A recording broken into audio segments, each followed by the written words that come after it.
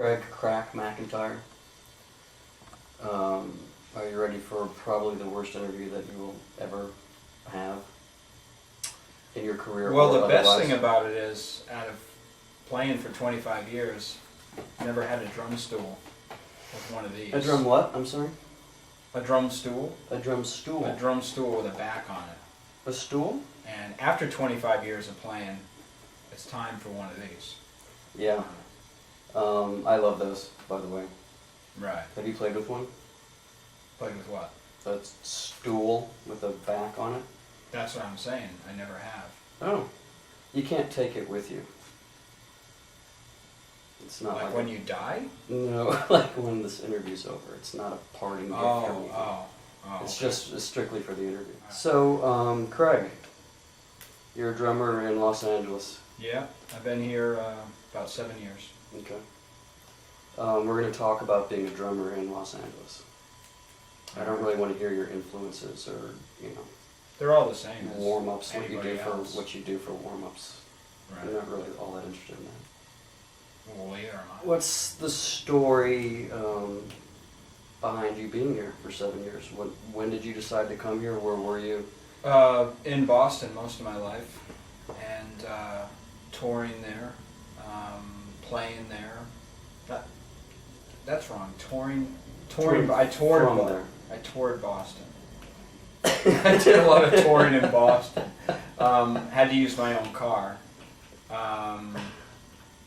Didn't really get hotels, just a couple rest stops on the Mass Turnpike. But so no, basically I toured out of there, and but nothing major like the kind of stuff that happens out of LA.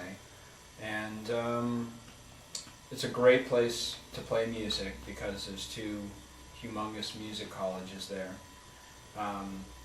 and 400 other colleges for people that make money. But so it's an inspiring place to play music. But finally, I had a couple friends moving out to LA, and they were like, "You should get out here before it's too late," whatever that meant. Yeah, it didn't happen though, did it? Because Still- it was too late by the time you got out here. It was too late, yeah. It was too late to get in trouble.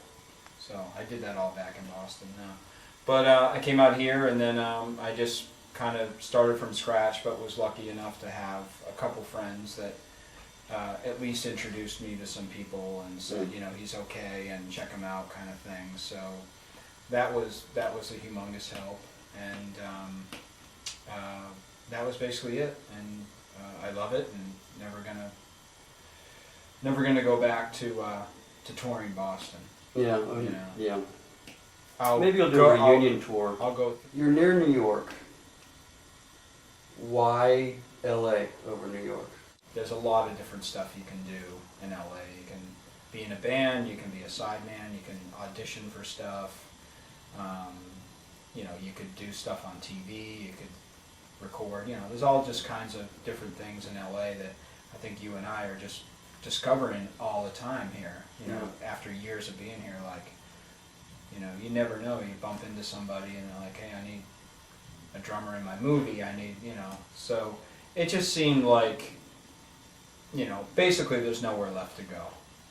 We're here, and That's our slogan. That's our state slogan. you know, Basically, there's nowhere left to go. there's nowhere left to One go. of the things I noticed when I got here is that there is such a vibrant roots and country scene in Los Angeles. Very much, yeah.